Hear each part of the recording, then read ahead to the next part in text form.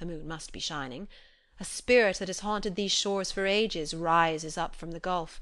With its own penetrating vision the spirit seeks some one mortal worthy to hold him company, worthy of being exalted for a few hours into realms of the semi-celestials. His search has always hitherto been fruitless, and he has sunk back disheartened into the sea. But tonight he found Mrs. Pontellier. Perhaps he will never wholly release her from the spell. Perhaps she will never again suffer a poor unworthy earthling to walk in the shadow of her divine presence. "Don't banter me," she said, wounded at what appeared to be his flippancy. He did not mind the entreaty, but the tone with its delicate note of pathos was like a reproach. He could not explain, he could not tell her that he had penetrated her mood and understood. He said nothing except to offer her his arm, for by her own admission she was exhausted. She had been walking alone with her arms hanging limp, letting her white skirts trail along the dewy path. She took his arm, but she did not lean upon it. She let her hand lie listlessly, as though her thoughts were elsewhere, somewhere in advance of her body, and she was striving to overtake them.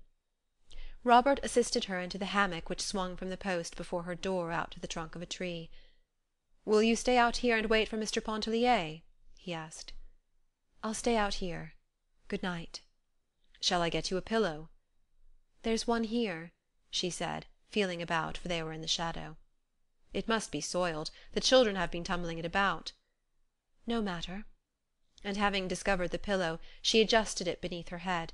She extended herself in the hammock with a deep breath of relief.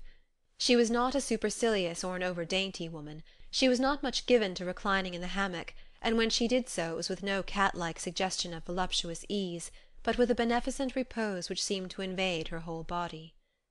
"Shall I stay with you till Mr. Pontellier comes?" asked Robert, seating himself on the outer edge of one of the steps and taking hold of the hammock rope, which was fastened to the post. "If you wish.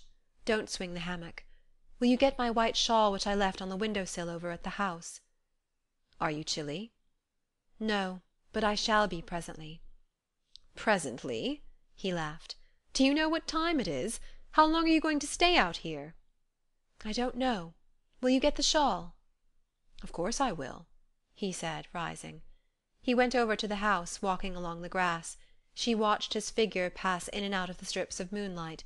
It was past midnight. It was very quiet. When he returned with the shawl she took it and kept it in her hand. She did not put it around her. "Did you say I should stay till Mr. Pontellier came back?" "I said you might if you wished to." He seated himself again and rolled a cigarette, which he smoked in silence. Neither did Mrs. Pontellier speak.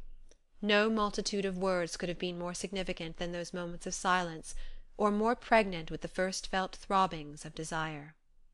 When the voices of the bathers were heard approaching, Robert said good night. She did not answer him. He thought she was asleep.